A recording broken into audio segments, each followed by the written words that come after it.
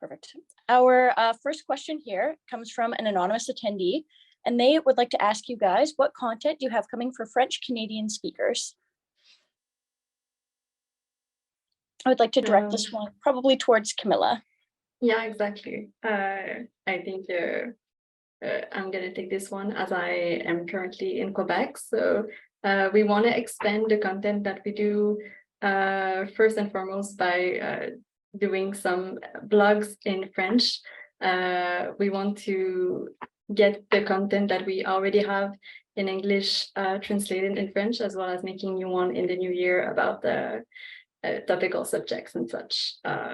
So this is one of the main ways that we will start making French Canadian content. Fantastic. I'm super excited to see where that goes this year. This next question I am going to direct towards Lyndon. What do you think is the biggest opportunity for YCR in universities? I would say collaboration with other groups, as well as just getting students together that maybe all have that same passion. I know for myself, being in university, I was in a program that was not predominantly leading into business. So it was a very isolating factor back when I was in university, having the, I love oil and gas stickers or the Canadian energy stickers. So I feel like going back to that community aspect is kind of the opportunity that YCR presents in universities. We're trying to create that network of students who are passionate about Canada's resources and want to advocate for their own future in resources or work in resources. And I think our opportunity lies in being able to be that beacon for students to go to and meet fellow students who are just as passionate, because I know it's not always prevalent when you're sitting in a lecture hall that there are other people who feel the same way as you, or I just think our opportunity with universities lie in that we can be that space where people can have that community aspect and meet others who share that same passion for both their future and for People, Planet, Prosperity. Such a great point about developing a community too, as YCR is trying to come across Canada and like form bonds from coast to coast. Sense of community is super important. So really appreciate that as well. I'm going to give this one a little bit to Ryan and a little bit to Lyndon to kind of answer. What are the criteria kind of for your experience having created your own campaign here? And then Lyndon for any kind of fine-tuned detail. Well, honestly, the most simplistic example I can give as the criteria is to follow the three elements that Camilla illustrated at the beginning of people, planet, prosperity. It's got to fit within those three elements. Our message is always from a student perspective, which is very unique. And that's what we want to highlight, is that student perspective coming forward on topics that matter in relation to people, the planet, and the overall prosperity of all communities which surround us. I'll hand it over to Lyndon for the more technical stuff. Yeah, I think that's really kind of the big part of the message and for the criteria of a campaign. It needs to follow the People, Planet, Prosperity, but it obviously probably has to do something with resources. But really, it can't be, we're very positive in our messaging. We're very pragmatic. That's kind of the standard that we hold ourselves to in our campaigns, is we don't want to spread negativity. We want to spread positivity. As I've said before, immaculate vibes only. But honestly, Ryan kind of just hit it on the head. As long as it fits within People, Planet, Prosperity, even if it's maybe focused more on two out of those three, we really just want to highlight Canadian resources, highlight Canadian jobs, highlight, the Canadian way of life. Fantastic. Great answer, you guys.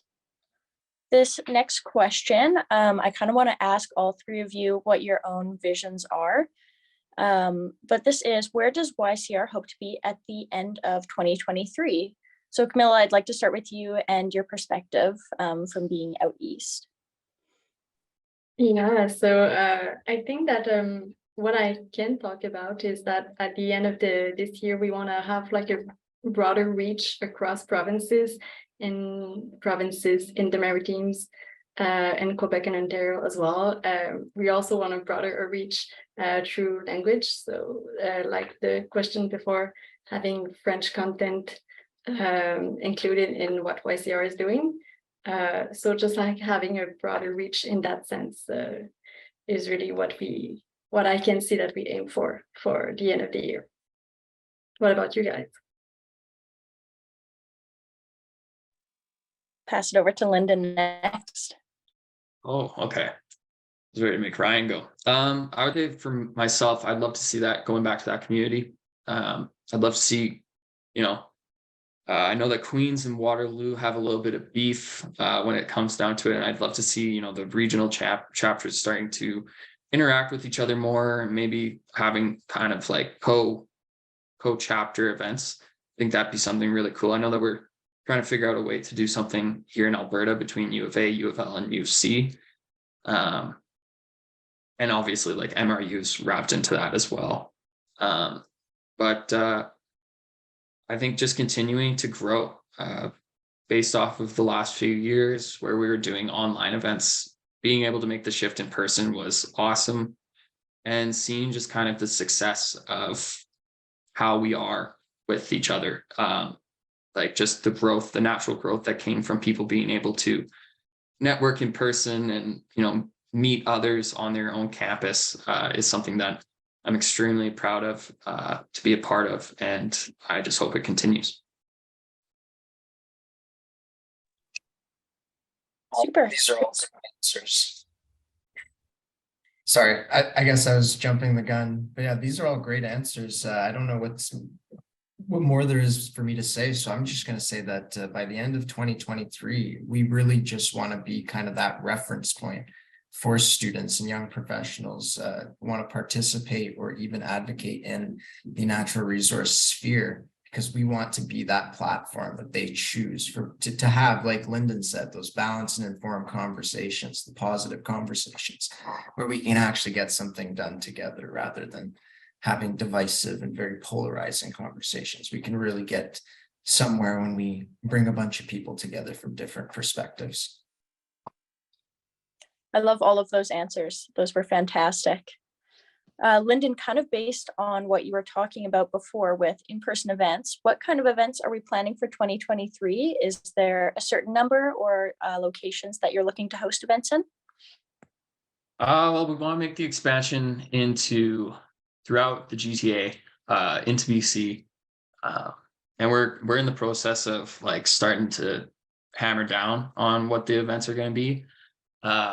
So going back to those trivia nights, as I was the trivia master for 2.5 years, like you had to have me as host because I would just get everything right if I was in the audience. But I would say that hosting like a cross-campus kind of event of trivia would be a really fun one. Obviously, we want to continue doing the speed networking events as that really just fits into who we are as a program. Other events, I can't really think of any off the top of my head. In terms of how many events, I want to obviously be higher than that 20 that we saw, and like hopefully double everything, really. Awesome. I love the ambition there. We'll get it done for sure. My next question is mostly for you again, Lyndon. This is asking, what are the best ways for students to support YCR on a daily, weekly, or monthly basis? Well, so the daily basis is easy. Follow us on Instagram. We're posting on there every single day. Same with LinkedIn. I would say LinkedIn's probably less frequently than Instagram, so maybe that will fit more into the weekly one. And then monthly is subscribing to the newsletter, because that comes out once every 2 weeks. So I would say those are probably the easiest ways to fill in that criteria. I think other ways is shooting us that email at hello@YC Resources, just because then if you are passionate about maybe the use of fertilizer in Saskatchewan, I don't know, that's just an example, but you want to write about it, shoot us an email. We will give you all the tools and kind of walk you through the process of writing a blog or starting a campaign or whatever you want to do with that idea. I would say those are kind of the best ways to support us, but the easiest ways for the daily, following us on Instagram, coming to the Food for Thoughts, connecting with us on LinkedIn, subscribing on YouTube, sign up for the newsletter. Those are probably the daily, weekly, monthly. Oh, and obviously coming to events if we have one in your area. It's hard to say no to events in your area if you get a couple free drinks and free food and an opportunity to network. It's always a good time. My next question here, I would like to direct to all three of you again, just to get kind of the variety in opinion here. Camilla, I'll start with you, but what would you say to somebody who has been hesitant to follow YCR up until now? I would recommend looking into the different type of content that we do. I think that one of our big strengths is that we are very diversified in the type of content that we do, like having Instagram, having social media and videos, and more informational blogs. So if one of those type isn't really what you're looking for, I bet there is always something else that we do that could be informative or useful for you. Awesome. Ryan, would you like to go next? Sure. Honestly, all I'd say is that, like Camilla said, we've really kind of diversified the content, but we also have now, we can really say we have representation from more than just a few provinces. It's really kind of grown into different perspectives. And I know that at the beginning, it was a lot of oil and gas, and now it's forestry, it's nuclear. It's very potent that we are going into everything. And we're talking about everything, even the Food for Thoughts. I mean, we've had some very interesting speakers come on from the Canadian Nuclear Laboratories, or even we had a talk about immigration and how immigration helps sustain forestry industries. Like, we have had very important conversations that just aren't usually had on any other platform. And I think that since 2019, we've kind of grown into a better representative kind of sphere for natural resources in Canada. Yeah, honestly, Ryan kind of stole my answer. I would say honestly the same thing, is that we aren't one resource focused. We really put a light on all resources and hold them to the same pedestal. I would say one of the biggest changes though since 2019 is like everything that we're doing this last year is different than what we did in 2019 is. So I think, yeah, I think maybe the social content's way better than it used to be. That's for sure. But that's, I honestly don't know. Ryan took my entire answer. So. Man, he just got the whole thing, nailed it right on the head. It's awesome. One of the next questions here is asking about some exciting names that we have coming up for future Food for Thoughts. To start off, we have the Atlantic Canada Director for the Canadian Natural Resources and Renewables Association. So that's right away here. And then we're going to have a very diverse summer. So we're looking to cover a lot of renewables, back to nuclear, of course, oil and gas. Mining is definitely a big one, agriculture. So we're really looking to give equal representation to all of our natural resources. So definitely tune in and stay tuned to our social media to see what's coming up.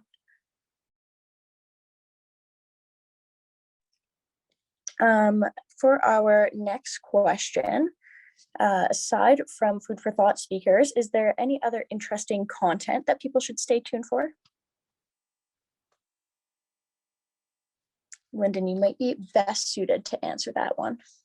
Yeah, so we have a few new campaigns coming out. We have the Renewables Need Oil and Gas Needs Renewables campaign, which spawns out of that Dragon's Den. So that's a campaign that's coming out over the next few weeks here. I don't want to give away too much right now with it, just because it's like literally coming out in the next in the same moon cycle.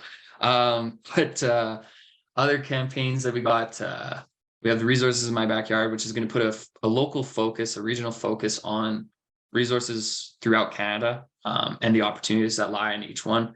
So I think that's going to be exciting to kind of take a look at. So if you're a young professional in Quebec and you're trying to figure out what kind of jobs are out there for yourself, becoming that avenue where we can really highlight those other jobs, I think is going to be interesting.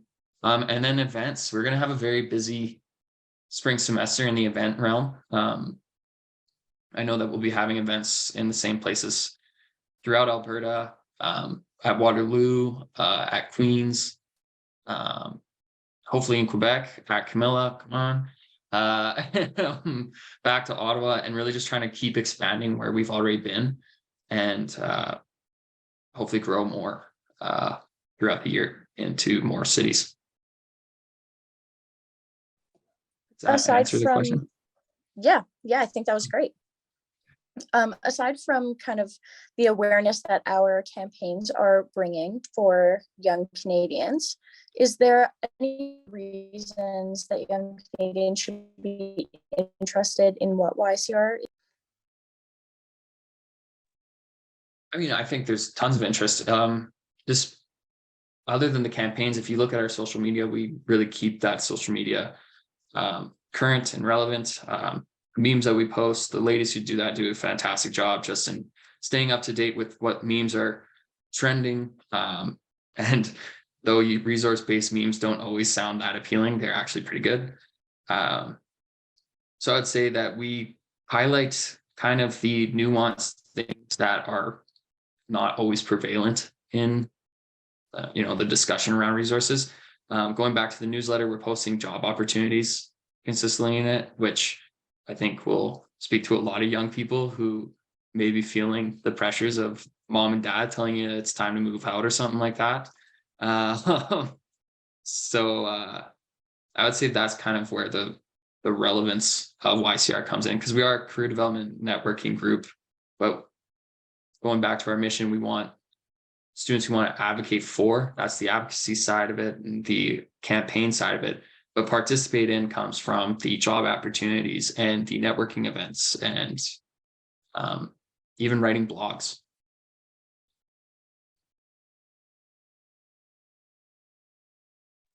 Very good point. Just having the experience speaks a lot as well. Camilla and Ryan, do you guys have anything to add to those statements as well? What is the biggest draw for you? I'd say that as young Canadians, like resources are everywhere around us. They have impact that sometimes we see and sometimes we do not. So I feel like the content that we bring at YCR and the news that we give in the newsletter, they're interesting, and they make sure that as young people we stay informed about what happens around us, which is quite important. Awesome. Sorry, Ryan, I keep talking over you, but I'll pass it over to you now. It's fine. It's just I always have to like collect my thoughts because everyone steals every idea that I was going to come up with or say. But yeah, those are both great answers. I think it encompasses it a lot. The only thing I'll add is, these are very important conversations to our futures. Like Camilla said, natural resources are around us and they're not going away. They're very vital and they're increasingly becoming more and more essential in times like today, where we're seeing more chaos around the world and crises with energy supply. So I think that it's very important that we keep talking about it.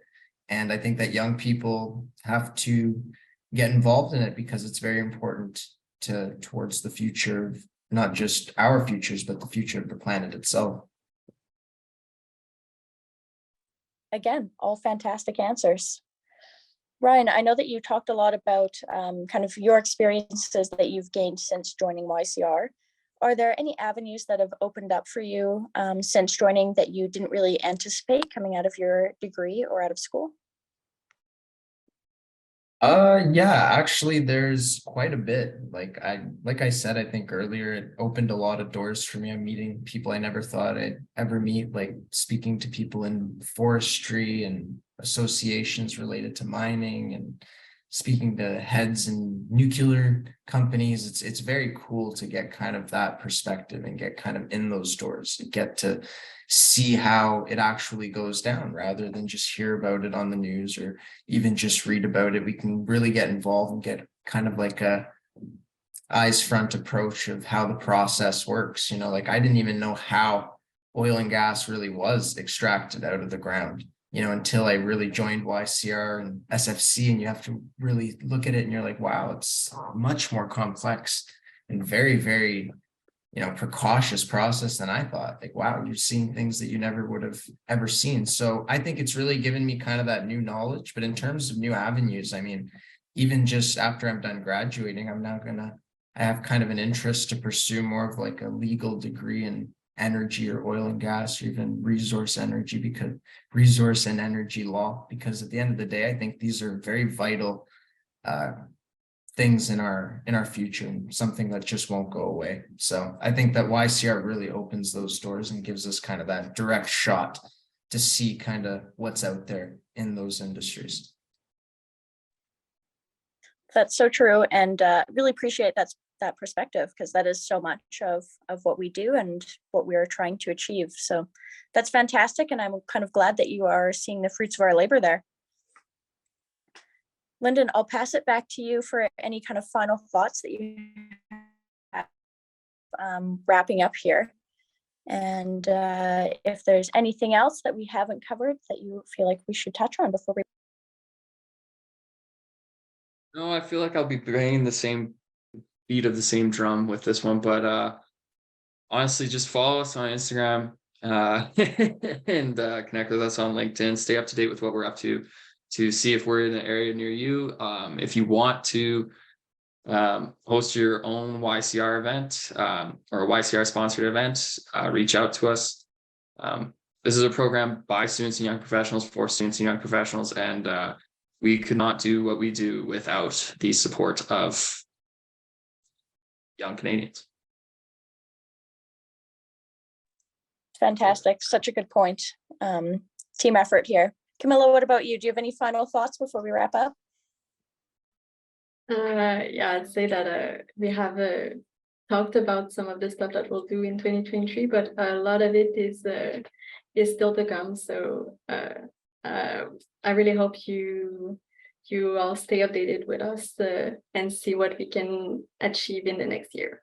And thank you, Hannah, for presenting those questions as well. Yeah, so I guess with that, thank you everybody for joining. Hopefully the recordings will be up soon on Instagram, Reels, and of course, thank you so Facebook much for having too. Yes. Anyways, guys, thank you for 100 weeks of food for thought, and formerly known as Brunch and Biz. Let's have a great year. All right, thanks. Bye, everyone.